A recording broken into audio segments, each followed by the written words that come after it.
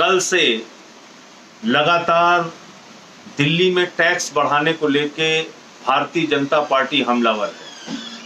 भाजपा के नेताओं के तमाम बयान आ रहे हैं और ऐसा लग रहा है कि जैसे वो इस मौके के इंतजार में थे कि बस कोई मौका मिले, बस तलवार लेके जुट जाओ।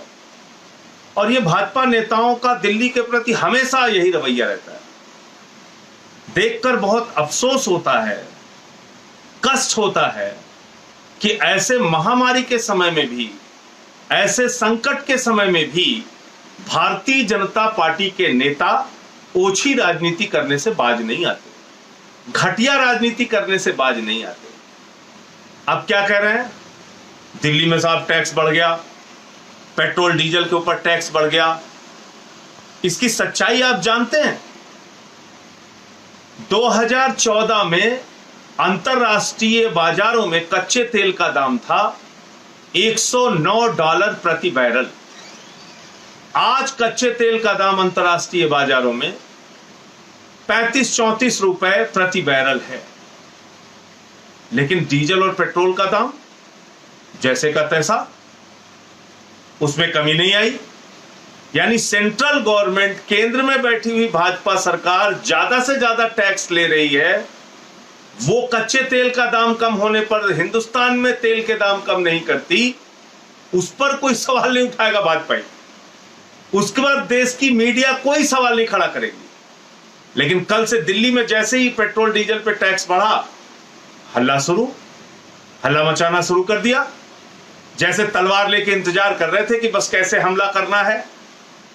अरे भाई, पहले ये तो बताइए आप कि जब कच्चे तेल का दाम अंतरराष्ट्रीय बाजार में बढ़ता है, आप हिंदुस्तान के बाजार में तुरंत पेट्रोल डीजल का दाम बढ़ा देते हैं। जब वो घट के 3-4 गुना से भी कम आ चुका है, बिल्कुल न्यूनतम स्तर पे आ चुका है कच्चे तेल का दाम अंतरराष्ट्रीय बाजार में, $35 प्रति बैरल आ चुका है, तो आपने 3-4 गुना पेट्रोल डीजल के दाम हिंदुस्तान में घटाए क्या? आज की तारीख में उस हिसाब से तो 10-11 रुपए में पेट्रोल मिलना चाहिए और 7-8 रुपए में डीजल मिलना चाहिए। आप बेच रहे हैं क्या हिंदुस्तान के अंदर? नहीं कर रहे हैं।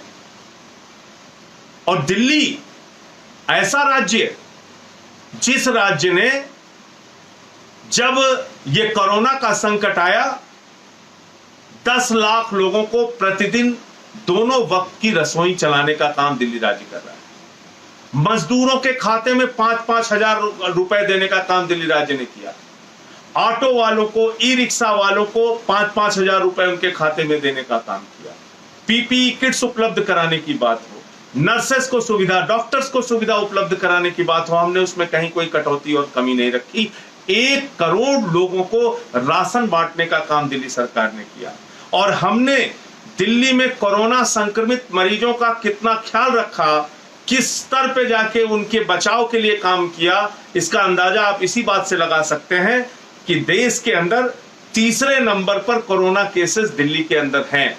देश में अगर संख्या के हिसाब से देखेंगे तो कोरोना संक्रमण के केस तीसरे नंबर पर दिल्ली में है, लेकिन मौत के मामलों में, मृत्यु दर के मामलों में हिंदुस्तान के 10 ऐसे राज्य जहां पर कोरोना के केसेस सबसे ज्यादा हैं, उसमें हम मृत्यु दर में 9वें स्थान पर। सिर्फ केरल हमसे नीचे। और भाजपा शासित राज्यों की क्या हालत है? भारतीय जनता पार्टी शासित राज्य गुजरात की अगर आप चर्चा कर लें, वहां पर मृत्यु दर सबसे ज्यादा है कोरोना केसेस में। मध्य प्रदेश की बात कर लें, वहां पर मृत्यु दर सबसे ज्यादा है कोरोना केसेस में। यानी स्वास्थ्य सेवाओं की बदहाली गुजरात और मध्य प्रदेश में इतनी जबरदस्त है कि वहां पर जो कोरोना के संक्रमित मरीज हो रहे हैं वो बच नहीं पा रहे हैं। ज्यादा संख्या में लोगों की मौत हो रही है। 6-7% लोग वहां उनकी डेथ हो जाती है। दिल्ली में 1.3% लोगों की मृत्यु हो रही है। हम तो ईश्वर से प्रार्थना करते हैं किसी देश के हिस्से में किसी की जान नहीं जानी चाहिए। वो गुजरात हो, मध्य प्रदेश हो, महाराष्ट्र हो, दिल्ली हो, कहीं नहीं जानी चाहिए। लेकिन संबित पात्रा जो भाजपा का प्रवक्ता है, वो क्या ट्वीट कर रहे हैं? कह रहे हैं दिल्ली घनत्व के हिसाब से यहां पर संक्रमित मरीजों की संख्या सबसे ज्यादा है। अरे भाई, तो अधूरी जानकारी क्यों देते हो? संक्रमित मरीजों की संख्या घनत्व के हिसाब से सबसे ज्यादा है, ये तो बता दिया, लेकिन मृत्यु दर के मामले में हम सबसे कम है, ये नहीं बताए। गुजरात सबसे ज्यादा मृत्यु दर के मामले में है, ये नहीं बताया। मध्य प्रदेश मृत्यु दर के मामले में सबसे ज्यादा है, ये नहीं बताया। तो बस दिल्ली को एक टारगेट करना है, किसी भी तरीके से बदनाम करना है, किसी भी तरीके से पीछे पड़ जाना है। ये जो भाजपाइयों का रवैया है, ये बहुत ही खतरनाक है और इनकी सोच पर हमें तरस भी आता है, अफसोस भी होता है कि किसी भी काम की प्रशंसा नहीं। 1 करोड़ लोगों को राशन बांट दिया, कोई प्रशंसा नहीं। दिल्ली के अंदर 5-5 हजार रुपए ऑटो वालों को, मजदूरों को दे दिया, कोई प्रशंसा नहीं। पेंशन 2 गुना कर दिया, कोई प्रशंसा नहीं। 10 लाख लोगों की 2 वक्त की रसोई चलाई, सारे एमएलए, सारे हमारे पार्षद, सारे पार्टी के नेता सब लगे हुए हैं लोगों को राशन पहुंचाने में, लोगों की मदद करने में, कोई प्रशंसा के एक शब्द नहीं। लेकिन कल से मैं देख रहा हूं, जैसे ही पेट्रोल डीजल पर इन विषम परिस्थितियों में हम लोगों ने टैक्स बढ़ाया, हल्ला करने के लिए चले आए, हल्ला मचाने के लिए निकल पड़े तलवार लेके। अरे साहब, ये तो बड़ा गड़बड़ कर दिया। अरे भूल गए आप, दिल्ली एकमात्र राज्य है जहां पर बिजली मुफ्त देने का काम हम लोग कर रहे हैं, पानी मुफ्त देने का काम हम लोग कर रहे हैं, स्कूलों को यहां पर प्राइवेट स्कूलों से बेहतरीन बनाने का काम हम कर रहे हैं। स्वास्थ्य सेवा हो, चिकित्सा सेवा हो, स्कूल की सेवा हो, रोड हो, सड़कें हो, लोगों की महंगाई कम करने की बात हो, हम हर स्तर पे लोगों का ख्याल रख रहे हैं। लेकिन अगर एक महामारी की स्थिति आई, एक संकट का वक्त आया, तो बजाय इसके कि हमारा आप साथ दीजिए, आप तलवार लेके जुट गए। अरे भाई, दिल्ली को भारत का हिस्सा मानती है भाजपा की नहीं? और मेरे मन में सवाल क्यों उठ रहा है, मैं ये बात क्यों कह रहा हूं, बड़े दुख के साथ ये बात कह रहा हूं। आपदा प्रबंधन के लिए, कोरोना संकट की महामारी से निपटने के लिए 17,500 करोड़ रुपए देश के लगभग सभी राज्यों को केंद्र सरकार ने बांटा, भाजपा सरकार ने बांटा। लेकिन जिस राज्य को संबित पात्रा कहते हैं कि वहां घनत्व के हिसाब से सबसे ज्यादा संक्रमित मरीज है, उस राज्य को आपदा प्रबंधन कोष से 1 भी रुपए की मदद भाजपा सरकार नहीं करती। और एक भी भाजपा का सांसद, एक भी भाजपा का नेता इस पे सवाल नहीं खड़ा करता। ये कैसी मानसिकता है आपकी? जब हम कहते हैं कि साहब आपदा प्रबंधन कोष से हमें मदद क्यों नहीं मिली, कोरोना संकट के लिए आपने 17,500 करोड़ रुपए बांटा, 17.5 रुपए भी दिल्ली को आपने क्यों नहीं दिया, कोई आर्थिक मदद हमारी क्यों नहीं करी? तो जानते हैं भाजपा क्या कहते हैं? कहते साहब ये तो यूटी है। अजीब तर्क है। कल को कश्मीर में पाकिस्तानी घुस आएंगे, वहां की सेना हमला करेगी, तो भाजपा कहेंगे हम तो वहां मदद करने नहीं जाएंगे, तो यूटी है। कल को लेह लद्दाख में कोई हमला हो जाए, कोई महामारी आ जाए, कहते साहब हम नहीं मदद करेंगे क्योंकि यूटी है। पौंडीचेरी में कोई आपदा आ जाए, बाढ़ आ जाए, भूकंप आ जाए, कहोगे नहीं नहीं साहब हम तो जाएंगे ही नहीं क्योंकि यूटी है। तो दिल्ली को भारत का हिस्सा मानते हो कि नहीं मानते हो? और ये कोई हम अतिरिक्त टैक्स आपसे नहीं मांग रहे थे, हम तो कह रहे थे भाई आपने आपदा प्रबंधन के लिए लोगों को धनराशि दी, राज्यों की मदद की, तो दिल्ली राज्य जहां पर कोरोना संक्रमित मामले तीसरे नंबर पर हैं, हम सबसे ज्यादा संकट की स्थिति में हैं, हमारी मदद आपने क्यों नहीं की? इसका कोई एक तर्क है क्या आपके पास? लेकिन कोई जवाब नहीं। यूटी है, कोई ना कोई बहाना करना है। अरे भारत का हिस्सा है कि नहीं? दिल्ली यूटी हो गई तो दिल्ली के लोगों ने कोई अपराध कर दिया क्या? दिल्ली में संक्रमण फैल रहा है तो आप उस पर जश्न मनाएंगे, मदद नहीं करेंगे?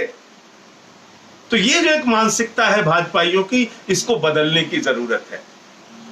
आप सेंट्रल गवर्नमेंट, भाजपा की सरकार डीजल पेट्रोल पे, कच्चे तेल का दाम अंतरराष्ट्रीय बाजारों में सबसे कम भी होगा, तब भी टैक्स सबसे ज्यादा लेंगे, डीजल पेट्रोल का दाम आप घटाएंगे नहीं, आपका कोई दोष नहीं, आपके ऊपर कोई सवाल नहीं उठा सकता। कोरोना योद्धा, डॉक्टर की, नर्सेज की, सफाई कर्मचारियों की, पुलिस वालों की, जो काम करने वाले कर्मचारी हैं, उन कोरोना योद्धाओं की डीए आप काट लोगे, आपके ऊपर कोई सवाल नहीं उठाएगा। पेंशन धारक बुजुर्ग लोगों की डीए आप काट लोगे, आप पर कोई सवाल नहीं उठाएगा। अपने करीबी दलाल, भ्रष्ट, बेईमान नीरव मोदी, मेहुल चौकसी जैसे 50 पूंजीपतियों का, भ्रष्टाचारियों का 68,000 करोड़ रुपए आप माफ कर दोगे, आपसे कोई सवाल नहीं कर सकता, क्योंकि आप भाजपा इस देश में पैदा हो गई, भाजपा के नेता बन गए, वो इतने महान हैं, इतने बड़े महापुरुष हैं, उनकी गलतियों पर आप कोई सवाल नहीं उठा सकते। यानी कर्मचारियों का डीए काटा जाएगा, कोरोना योद्धाओं का डीए काटा जाएगा, लेकिन 68,000 करोड़ रुपए चंद बेईमान पूंजीपतियों का, भगोड़ों का, नीरव मोदी, मेहुल चौकसी जैसे लोगों का माफ कर देगी भाजपा सरकार। उस पर आप कोई सवाल नहीं खड़ा कर सकते। और दिल्ली में आज मैं एक बयान और सुन रहा था भाजपा सांसदों का, नेताओं का, अरे साहब डेंगू बढ़ गया, मलेरिया बढ़ गया। माला जपते हो क्या रात दिन? भगवान से प्रार्थना करते हो क्या कि डेंगू बढ़ जाए, मलेरिया बढ़ जाए तो हम युद्ध करें, चले निकल पड़े तलवार लेके, भाजपा के लोग सारे इकट्ठा होके हमला करना है केजरीवाल पे, हमला करना है आम आदमी पार्टी पे, बदनाम करना है दिल्ली की सरकार को। अब कल से मैं भाजपाइयों को सुन रहा हूं, क्या कर रहे हैं? अरे साहब ये तो फ्री बांटते हैं, बिजली पानी फ्री देते हैं, स्कूल में शिक्षा फ्री देते हैं, अस्पताल में चिकित्सा फ्री देते हैं, तो अब टैक्स कैसे बढ़ा दिया? अरे एक विषम परिस्थिति है, इसको पहले समझो। हमने आपसे सवाल नहीं किया, हमने आपसे नहीं पूछा कि हरियाणा में पेट्रोल डीजल का दाम क्यों बढ़ा दिया गया। हरियाणा में भी बढ़ा दिया गया, पंजाब में भी बढ़ा दिया गया। एक आर्थिक संकट की स्थिति है इस समय देश में, और राज्यों के सामने भी वो संकट है। इसको समझने के बजाय, उस पर कुछ बात करने के बजाय, किसी अच्छे काम की सराहना करने के बजाय दिन रात खाली आलोचना, निंदा, आलोचना, निंदा। तो मैं भाजपाइयों से यही कहना चाहूंगा, अपनी इस ओछी राजनीति को बंद करो, अपनी इस घटिया राजनीति को बंद करो, साफ मन से, खुले मन से काम करो, जिससे देश का भला हो, जिससे दिल्ली का भला हो, जिससे इस देश में रहने वाले लोग आपको अपना समझ सकें।